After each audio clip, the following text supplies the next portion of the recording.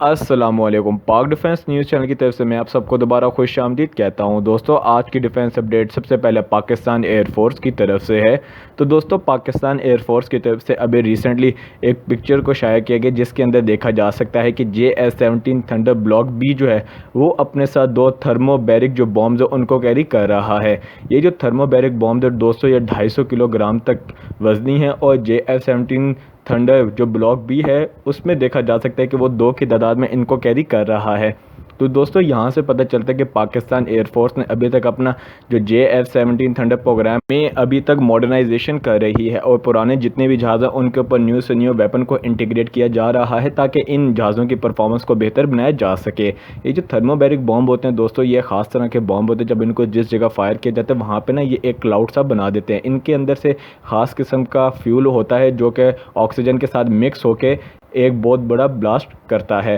तो पाकिस्तान एयरफोर्स ने अगर इस तरह के मिसाइल्स को अपने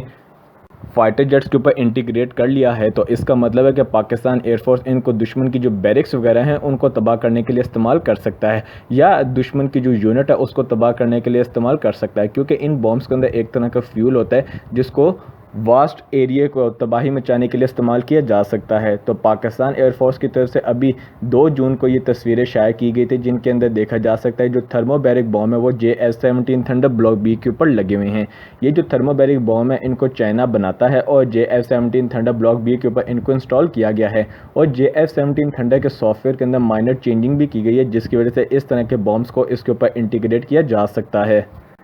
इसके साथ साथ पाकिस्तान एयरफोर्स की तरफ से JF-17 थंडर का जो एक स्क्वाड्रन है ब्लॉक बी वेरिएंट का उसको भी इंडक्ट कर लिया गया है और कामरा एरोनॉटिकल कॉम्प्लेक्स में इसकी सेरेमनी भी रखी गई थी जिसके अंदर JF-17 थंडर जो ब्लॉक बी हैं उसकी पूरा ही एक स्क्वाड्रन को निकाल दिया गया था और उसको पाकिस्तान एयरफोर्स के अंदर इंडक्ट कर लिया गया है। और सुनने में आया कि म्यांमार की एयरफोर्स के लिए भी JF-17 थंडर ब्लॉक बी को बनाया जा रहा है और 3 की तादाद में उनको भी डिलीवर किया जाएगा। पाकिस्तान एयरफोर्स ने JF-17 थंडर ब्लॉक बी बनाने का इसलिए फैसला किया था ताकि जो ममालिक JF-17 थंडर का जो सिंगल सीट वेरिएंट ख़रीदते हैं तो उन्होंने फ्यूचर में बाद में अपने पायलट्स को भी ट्रेनिंग देनी है। उसके लिए फिर JF-17 thunder block B variant को निकाला गया जिसके अंदर ड्यूल सीटर है और अपकमिंग जो नए आने वाले पायलट्स हैं उनको भी ट्रेनिंग दी जा सकती है। साथ ही साथ इसको लाइट वेट फाइटर के तौर पर भी इस्तेमाल किया जा सकता है ट्रेनिंग मिशन के साथ साथ। और जो अंडर डेवलपिंग कंट्री है उनके लिए ये JF-17 थंडर जैसा फाइटर जेट बहुत ही अफोर्डेबल फाइटर जेट है और साथ साथ न्यू मिसाइल्स के साथ इसको इंटीग्रेट किया जा रहा है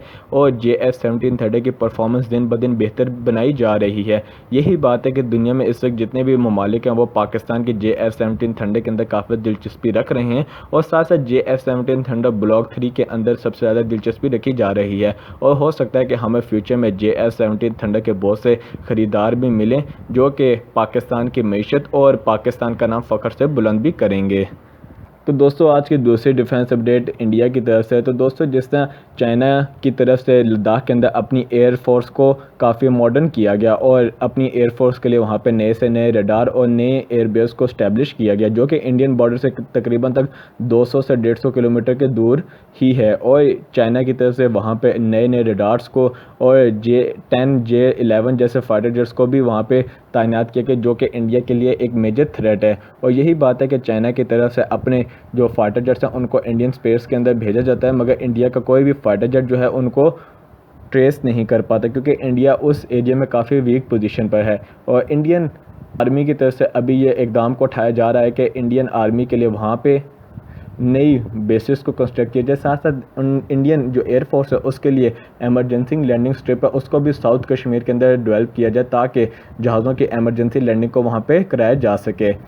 इंडियन एयरफोर्स की तरफ से अभी अपने और जहाज़ों को लद्दाख रीजन में डिप्लॉय करने का इरादा किया जा रहा है। साथ ही साथ जो एमरजेंसी स्ट्रिप है इसकी जो लंबाई बताई गई है वो तकरीबन 3.5 किलोमीटर के करीब है और ये बताया जा रहा है कि जो चाइना और इंडिया के बॉर्डर पे जो टेंशन है उसको रिड्यूस करने के लिए इस तरह की एयर स्ट्रिप को बनाया जा रहा है ताकि इंडियन एयरफोर्स कल को इसका इस्तेमाल कर सके, क्योंकि पिछले 1-1.5 महीने से जो चाइनीज़ आर्मी और इंडियन आर्मी इनके दरमियान काफ़ी झड़पें हो रही हैं और यही बात है कि जिसके अंदर इंडियन आर्मी के जो उनको काफ़ी चोटें भी आई हैं चाइनीज़ आर्मी की तरफ से। और चाइना की तरफ से भी हाईली अपनी जो आर्मी है उसको वहाँ पर डिप्लॉय किया गया, अपनी न्यू लाइट वेट टैंक्स को और हाविट्ज़र को और आर्टिलरी को भी वहाँ पर डिप्लॉय किया जा रहा है।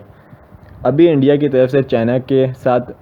टॉक्स की जा रही हैं ताकि वो इस रीजन के अंदर अमन को ला सकें। साथ ही साथ जो बॉर्डर डिस्प्यूट है इसको कम से कम किया जा सके, ताकि चाइना और इंडिया के दरमियान जो बॉर्डर टेंशन है इसको कम से कम किया जा सके, क्योंकि चाइना की तरफ से इस रीजन को काफ़ी सीरियस लिया जा रहा है और चाइना की तरफ से यही कहा जा रहा है कि वो अपने जितने भी रीजन है इस तरह के इनको अपनी टेरिटरी के अंदर वापस लाना चाहता है। और यही इकदाम है जिसकी वजह से चाइना की तरफ से इतनी जो हैवी आर्मी है उसको वहाँ पर डिप्लॉय किया गया। तकरीबन तक 5,000 से 10,000 के करीब जो चाइना की तरफ से अपनी आर्मी को इस रीजन के अंदर डिप्लॉय किया गया है और इंडियन आर्मी की तरफ से भी अपने ट्रूप्स की तादाद को बढ़ाया जा रहा है। हालांकि इंडियन आर्मी के पास अभी इतनी कैपेबिलिटी नहीं है कि वो चाइनीज़ आर्मी का मुकाबला कर सके, क्योंकि चाइना की तरफ से अपने ज़्यादातर मॉडर्न वेपन्स को इस एरिया के अंदर डिप्लॉय किया गया है और इसके मुकाबले में इंडिया अभी काफ़ी पीछे है। और इंडिया की तरफ से ये भी कहा जा रहा था कि चाइना और पाकिस्तान मिलकर इंडिया को इस खित्ते के अंदर दबाना चाहते हैं ताकि इंडिया उभर के सुपर पावर ना बन सके। पहली बात तो ये इंडिया कभी भी सुपर पावर बन नहीं सकता, क्योंकि इंडिया के पास अभी इतनी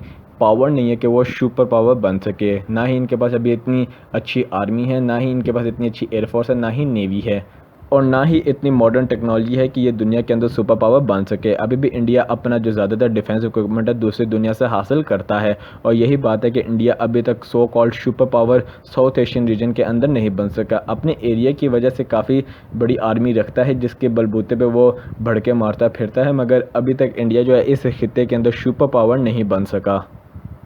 तो दोस्तों आज की तीसरी डिफेंस अपडेट फ्रांस की तरफ से। तो दोस्तों फ्रांस की तरफ से कहा जा रहा है कि वो अपनी नेवी के लिए अनमैन्ड जो सिस्टम्स हैं उनको बनाएंगे माइंस मिशंस के लिए, क्योंकि उनकी तरफ से कहा जा रहा है कि समंदर के अंदर जो माइंस होती हैं उनको डिटेक्ट करने के लिए और माइन वॉरफेयर सिस्टम्स के लिए फ्रांस की नेवी को नए सब सिस्टम्स की ज़रूरत है, जिसके लिए उनकी तरफ से कहा जाए कि अनमैन्ड माइन वॉरफेयर शिप्स होंगे, एंटी माइन जो शिप्स होंगे उनको बनाया जाएगा। ये बात उनकी तरफ से इस वजह से की गई क्योंकि फ्रांस की नेवी के अंदर भी जो काफ़ी ज़्यादा मॉडर्नाइजेशन प्रोग्राम को कंडक्ट किया जा रहा है, जिसके अंदर फ्रांस की नेवी के लिए नए से नए सिस्टम्स को बनाया जा रहा है और कहा जा रहा है कि इस तरह की जो शिप्स होंगे जो अंडर वाटर भी जा सकते होंगे और तकरीबन तक 300 मीटर तक की गहराई में भी जा सकते होंगे और साथ ही साथ पानी के अंदर वो तकरीबन तक 48 घंटे के अंदर रह सकते होंगे और इनका जो सुनार होगा काफ़ी पावरफुल भी होगा और थेल्स का बनाया हुआ सुनार इनके अंदर लगाया जाएगा। ये अपने साथ तकरीबन तक मुख्तलिफ मिशंस को अंजाम देने की सलाहियत रखता होगा और इसकी स्पीड की जो बात की जा रही है वो 12 नॉटिकल माइल्स की होगी और कहा जा रहा है कि ये फ्रांस की मिलिट्री का मॉडर्नाइजेशन प्लान है और 2019 से इस प्रोजेक्ट पर काम स्टार्ट कर दिया गया था और 2025 तक कहा जा रहा है कि फ्रांस की नेवी को इस तरह के जो शिप्स हैं वो मिलना शुरू हो जाएंगे। कहा जा रहा है कि अभी की तरह से फ्रांस की तरफ से 4 जो मैन्ड सिस्टम्स हैं उनको ऑर्डर दिया गया है और कहा जा रहा है कि उनकी डिलीवरी को 2023 से स्टार्ट कर दिया जाएगा और 2025 तक जितनी भी 4 के 4 जो शिप्स होंगे उनको डिलीवर कर दिया जाएगा। इसके साथ साथ ये कहा जा रहा है कि इनकी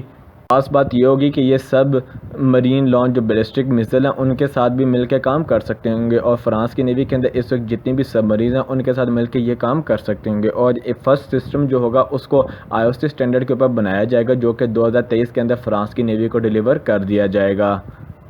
तो दोस्तों आज की चौथी डिफेंस अपडेट सीरिया की तरफ से। तो दोस्तों सीरियन एयरफोर्स को अभी रशिया की तरफ से न्यू MiG-29 फाइटर जेट्स को दिया जा रहा है और साथ ही साथ Su-24 जो अटैक जेट्स हैं वो भी दिए जा रहे हैं ताकि वो टर्की को काउंटर कर सकें लीबिया के अंदर। ये इसलिए दिया जा रहा है क्योंकि टर्की की तरफ से काफ़ी ज़्यादा अपने ड्रोन अटैक्स को सीरिया के अंदर कंडक्ट किया जा रहा है, जिसके अंदर रशियन जो एयर डिफेंस सिस्टम है उनको भी तबाह किया जा रहा है और अभी इंटरनेट पर पिक्चर्स भी आई हैं जिनके ऊपर देखा जा सकता है कि रशिया की तरफ से अपने Su-24 बॉम्बर और MiG-29 जो फाइटर जेट है उनको ट्रांसफ़र किया जा रहा है सीरिया के अंदर सीरियन एयरफोर्स को। ये बात इस तरह सामने आई थी क्योंकि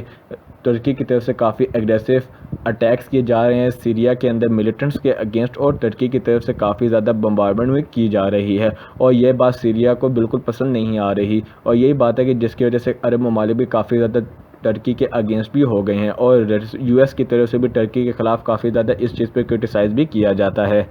तो इस तरह के फाइटर जेट यकीनन सीरिया को काफ़ी हेल्प भी प्रोवाइड करेंगे ताकि वो अपने आप को इजरायली अटैक से बचा सकें और ये सीरिया की जो सुपर पावर है उसको भी बढ़ाएंगे। साथ ही साथ सीरियन जो एयरफोर्स है इसकी ख़ास इनके पास जो पुराने जो फाइटर जेट होंगे उनको इन न्यू फाइटर जेट के साथ रिप्लेस भी किया जा सकेगा। साथ ही साथ एक और बात ये होगी कि इन फाइटर जेट्स की मदद से उनको जदीद वेपन सिस्टम भी रशिया की तरफ से मिलेगा, और ये वेपन सिस्टम जो होगा काफ़ी जदीद होगा, जिसके अंदर न्यू मिसाइल्स भी मिलेंगे जो कि यकीनन सीरियन एयरफोर्स की जो एयर पावर है और एयर कैपेबिलिटी है उसको भरपूर तरीके से बढ़ाएंगे। तो दोस्तों अब तक लेते हैं कि आपको हमारी वीडियो पसंद आई तो लाइक करें, शेयर करें, सब्सक्राइब करें, कमेंट्स करके अपनी राय का इजहार ज़रूर दें और बेल आइकन ना दबाना भूलें। मिलते हैं अपनी अगली वीडियो में, अब तक लेते हैं खुदा हाफिज़।